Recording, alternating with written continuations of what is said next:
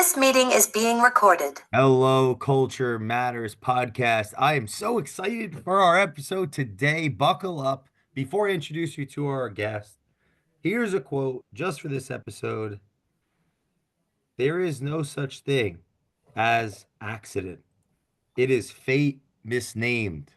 Napoleon Bonaparte. Our guest today is a longtime friend, supporter, Culture Matters, somebody that early on supported and believed in yours truly. They've been in their business for going on a decade and a half. They've been an advisor, a mentor, a guide, the Sherpa to their clients in and around their real estate needs. They're someone that leads by example. If you're watching this on YouTube, they spend the necessary amount of time physically involved in their fitness and the gym to make sure they bring that to their clients as well. And the one and only Brian Gunn, founder of the Gunn Group. Man, I'm so happy that we get to do this today. Yeah, So man. thanks for making the time. No, I appreciate you, man. And we had a past. You helped me out a ton of my career early on, especially when I was going through things. And like your quote just said, that everything happens for a reason, man. So yeah, if you think back at it, like that was just after my difficult time, and then I met you. So everything aligns. We needed each other. Yeah, I yeah. learned so much from you. I mean, so I do have a curiosity because you did study business and criminal justice back in the day, and then you ended up as a top realtor in the greater Philadelphia area. Yeah. How does that happen? Were you going to go the police route and then you ended up in business? Yeah. So, during college, I was just in the bar restaurant business, and I just loved it. But everyone in your ear, it's not really a career. You can lose your job in a minute. There's no safety or security with it. And I had a passion in being a police officer. So, during my internship, that worked for the Philadelphia Crime Scene Unit. A couple months, I helped doing some like bringing evidence to court and kind of preparing stuff like that for the court cases. And then the guys I got close with saying, "Hey, we need you at night." So then after my restaurant shift, I would go at night when everybody's shooting each other. So crime scene 101, just like we've seen on the TVs, man, where you're doing the pictures and you're doing the body and finding all the evidence markers and what's happening. But it's a street to Philly, so it's crazy. And as soon as they seen cops, I mean, there's thousands of people everywhere. It was wild. But I was making so much money in the restaurant business. That's what I wanted to do, but it wasn't a real career. And a good friend of the family kept pushing, got to go to real estate school, got to go to real estate school. I only really did it just to make my parents happy that I have a career. So early in my career, I was doing well. And then I just kind of kept grinding and grinding and grinding until finally it kind of all hit. And I was like, all right, there's something here. To the finally point where I got rid of all the bar restaurant jobs and just strictly focused on real estate itself. Wow. So that was like from 2009 to 2013 when I was with a previous company. And then 2013, I really went around just visiting other brokers because I was getting the calls. My numbers were okay. I had no training. I didn't know what I was doing. And I knew I wasn't feeling right. I said, something's not right when I'm going to settlement. I still don't feel comfortable. I didn't have the knowledge that I really wanted to. So then I enrolled myself in brokers courses. And when I started a brokers course, I said, I think this is the only way to learn. Let me go here. In brokers courses, there was a lot of Keller Williams agents. They said, just sit down and talk with them. So I ended up going to Keller Williams in Bucks County and Langhorne. And I knew all the agents because I had settlements with them. And I remember hearing always be around the best. And for some reason, I said, I think this is the space I want to be. My father just passed. My wife ended up losing a job from a surgery. So then I joined this company. Wow. And it completely changed my life. What was it exactly about the culture? Was it something with the culture, the leadership?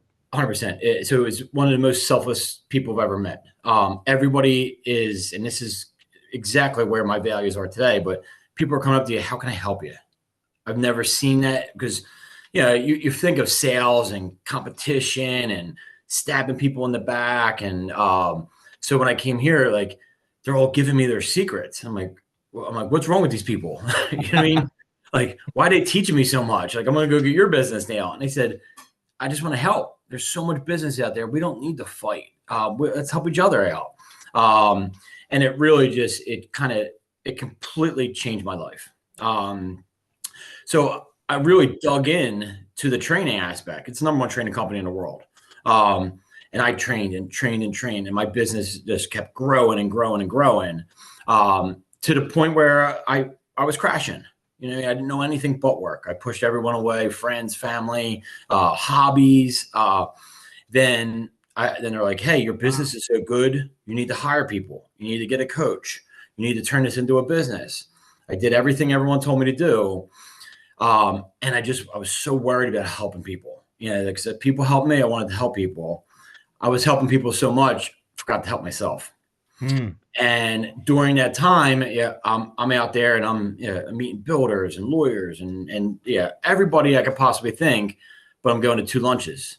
I'm going to 2 dinners, going after work. And then I was drinking all the time. But I'm meeting people, I'm making money, and hey, everything's good. Until you get home and it's a little dark. You know what I mean? Hey, I don't really have any friends. I push everyone away. Family's not really close to me. No hobbies.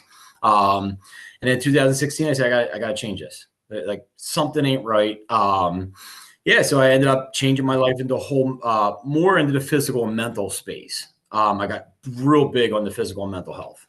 How did you incorporate physical well-being, like physical fitness, in the bet type of busy schedule already being, where business is coming to you or people, you're reacting to a lot of things, I'm sure, putting out fires, leading people.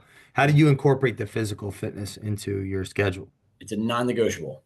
Yeah, I have to go. And that's why I do afternoons. So I'm like 2, 3 o'clock. It's not that busy. People think I'm nuts going to midday. I come in the office early, I do my thing. I go to the gym when the pressure starts building. Blood pressure goes up, anxiety's going up, a lot of problems. And I say, all right, I'd rather lose my cool in the gym than lose it on a client. I never want to make sure that my emotions are 100% intact. I throw around the weights at 2 o'clock. I go home, I shower, and then I go back out because a lot of my clients are 9 to 5 workers. So they want to meet me at night.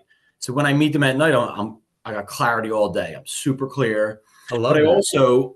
I also turn it into business. So when I'm there, I go to the front desk. I talk to the manager. I'm not just putting my key card and going. Say, hey, how are you? How's business? How can I help you? I need more members. All right. Would you mind if I do an event and I'll pump your name out there for a couple of weeks? I'm going to try to get you some new members. Talking to everybody. Hey, why are you here at 2 o'clock? Don't you have a job? And I say, hey, yeah, I sell real estate. Oh yeah, it's this and that. Oh, this is what I do. Do you mind if I give you a card, or do you mind if I get your information? Everything is purposeful now. What's worked for you do you ever have any apprehension to go up to that front desk or that person on the weights?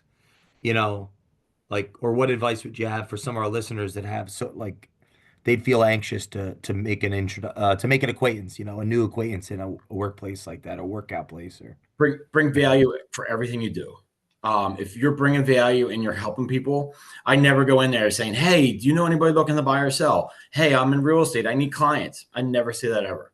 I always say, so this is a great story. So I met this older guy having some back problems, and he said he just met this new chiropractor that he loved.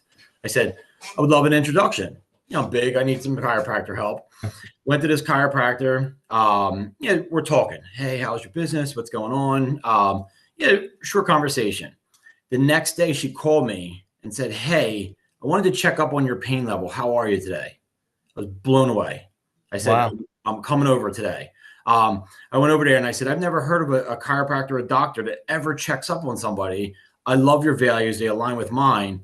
How can I help you grow your business? She's like, I'm newer. She doesn't speak the greatest English. 3 years into it. And I said, you care for your clients more than anybody I've ever seen.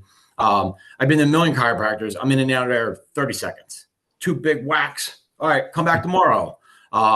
She worked on me for an hour. Hey, how's your pain? Hey, can I teach you about a little bit of posture? I have gotten more referrals from her than I've ever had in my entire career. Wow. And I've boosted her business probably a solid 10, 20%. And I'm not saying, hey, use this chiropractor. I said, if you're in pain, she is the best to teach you how to do this. She cares for you on a different level that I've never seen. So it's just human to human interaction. And I just want to help and bring value. So never be afraid, but you cannot sell anything. Nobody wants to be sold. People hate salesmen. I'm not a salesman. I'm in the service industry.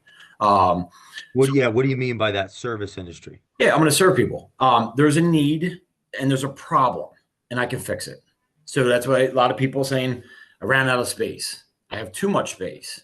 I want to be in a better neighborhood. I want to be in a better school. Yeah, I hate the parking in my neighborhood. Those are all problems. I can help fix them. I'm not saying, hey, sell your house, sell your house. So half of the time I go and I say, I'm not going to sell your house. I said, Brian, why not? I want you to sell my house. I said, because you owe $100,000 at a 3% interest rate, and I'll never find that again. Let me teach you about building wealth, and can we pull a home equity line out to go buy another property? Now, this property now is your investment, which is going to secure your future that you can now pass on to your kids. You can move some money around with this. You can set your retirement up. So I lose business because of that, but I'm helping them.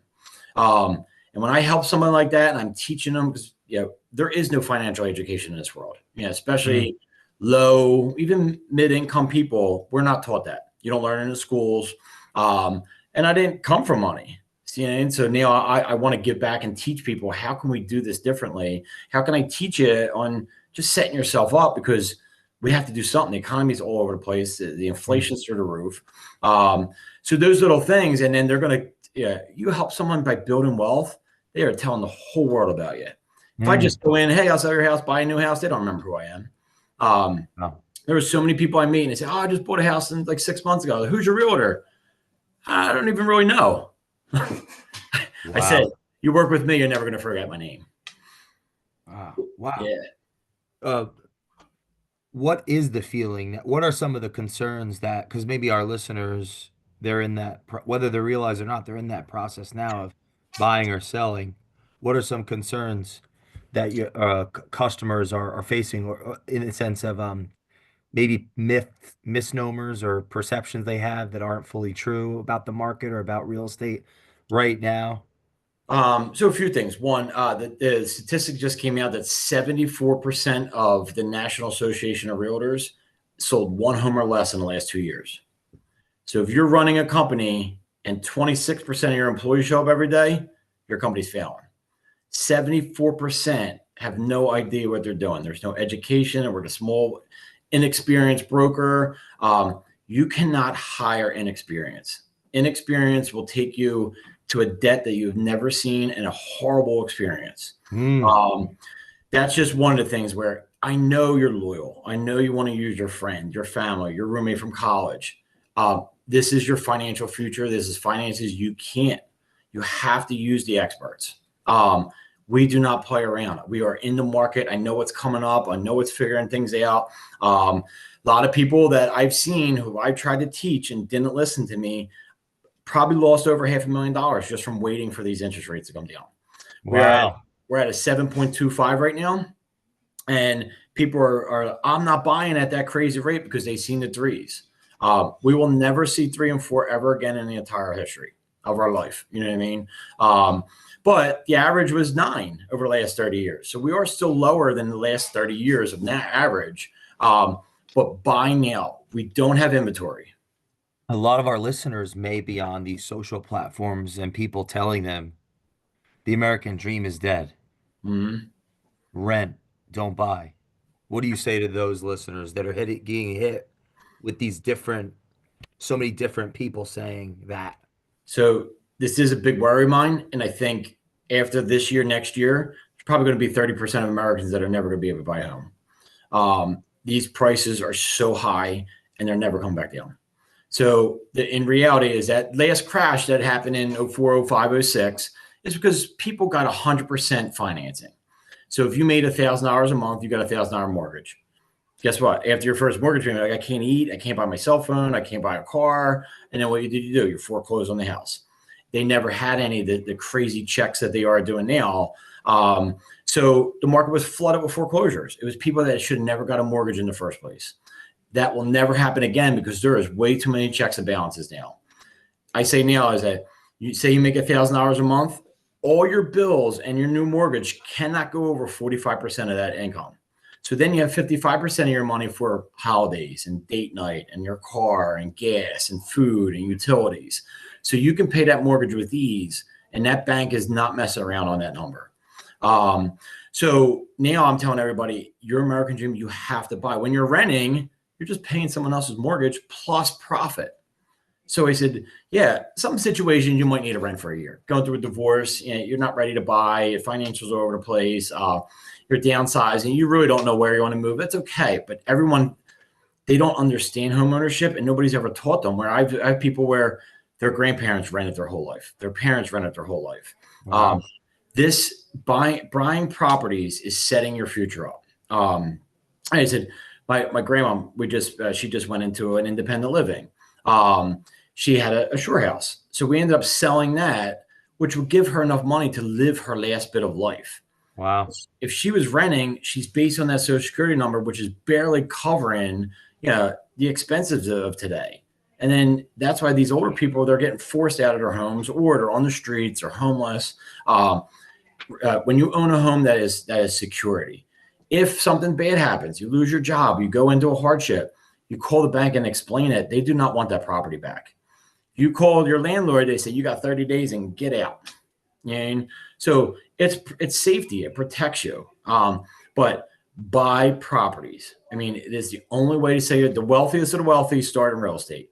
And it's a proven fact that it's the only way that you're ever going to get wealthy, because the equity is always growing. What are some of the options for people as it relates to down payments and how to think about that? Maybe Sure. there are listeners that are thinking, I don't have the money to get into a house. Mm-hmm. So that's one thing that we're doing now is I partnered up with a phenomenal financial advisor and mortgage lender. Our values are all the same. My one financial advisor, he's the first one that ever came out after interviewing hundreds. Every single one I spoke to said at the end of like an hour lunch, said, well, my client has to make over $250,000 and has to be able to invest $250,000 on our first meeting. I said, why don't you just send me that up front? My clients don't have that. The financial advisor, Chris, that I work with now, I said, my goal is to get about $6,000 off every family and put it in an IRA and savings. I said, yes, finally, someone who wants to work for the average family who has 6,000. They don't have 250,000. My lender is, he's setting an hour aside to talk to our buyers, whether you're buying now, 5 years, 10 years. We want to plan you now saying, hey, I know you're trying to save up for this down payment, but why don't we knock this credit card off? That's 29% interest. That's crushing you, and you're never going to pay that off. Let's get a lump sum and pay that off. Let's try to free up some of your debt so you only have a mortgage payment, and then you're okay with everything. And then going over financial strategies to teach you, like, hey, like, let's skip Starbucks for this month. And it might save you $100. And can you start making your coffee at home instead of going Dunkin' Donuts and Starbucks? And then add in little by little. And guess what? In a year or so, and especially when they're motivated, you get someone excited and you're teaching them and you're going over everything, they're going to do it. And there's programs everywhere. There's PHFA has great loans, which is $15,000 to help with down payments. There's, Philadelphia has a first Philadelphia grant. The K-Fit program comes out. There's always stuff out there we can figure out. But it's picking up the phone and calling us so we can introduce you to the lender and come up with a game plan. That's the hardest thing. People do not want to talk about finances. For those that are listening that are thinking, because they don't know what they don't know, 6,000 IRA, what's that going to do after 40 years? Oh, you're talking hundreds of thousands of dollars. You know what I mean? Where then you're making interest on it. It's setting yourself up, and then that's just a starting point where then we can move that money and turn it into more money. If you talk to the wealthy, they've never used their own money. They borrow. They don't ever touch their own pockets, but they have the ability to it because they have a high financial status. I can turn someone in with no financials to that status. It's building your credit up. How important is this team approach in your mind for your client value, the customer service? That's all our motto is. We don't ever want to sell. We want to help people. Our service needs to be the best because we are fighting against people who have no idea what they're doing, giving the worst service. And they typically see us as used car salesmen. They don't see us as like this financial person who is guiding your future. And it's a shame. It's too easy to get your real estate license. There's no prerequisites. I flew all over the place to train. I have a professional coach at all stages. Wow. We train because I need to know what's happening, what's coming next, what happened in the past, where the statistics and data are. And that's what's helped me bring this to the clients. And then they don't have to worry about things. They know that I'm working with Brian. He's going to get me to the finish table. Preparing them. This is what you need to expect out there. Hey, that price that you see listed out there, that's the asking price. You're not getting it for under or asking. We have to go above. And I'm going to teach you about that. Inspections, I'm going to teach you about that. It's a thing of the past. We might not ever be able to do them again. How can we figure that out? Well, one, I'm going to check out the property. I'm going to look for those big ticket items. I'm also going to buy a home warranty for the first year just to kind of help you a little bit. Talking about mortgage and appraisals. So when my clients are out there, they're prepared, ready to go, and we win. What core values catch your attention when looking to add team members to your group? So that's my hard point right now. I've always looked for hardships, saying like, if you had a hardship and you overcame it, I could teach you anything because I know your motivation and drive. It hasn't worked out well. So now my biggest thing is that, are you willing to be a team player? If you give your team an all and you're willing to help everybody, the money will come later. Do not think about making money right away. These agents want to come in here day one saying, I want to make $100,000 this year. Well, guess what? Do you think that doctor who went to school for 12 years made a penny during those 12 years? No, he trained. He learned. Now he's making money on year 13. A pilot, 8, 10, 12 years of school. Nurses, educators. They're not making money in school. They're learning, they're training. Everyone thinks, I didn't do good at all these. I'll get my real estate license, make $100,000. It doesn't work that way. TV, right? Yeah. I said, and that's where I'm looking at now. If you're not greedy and you want to be a team player, I would change your life. Wow. So is it a good time to start the career?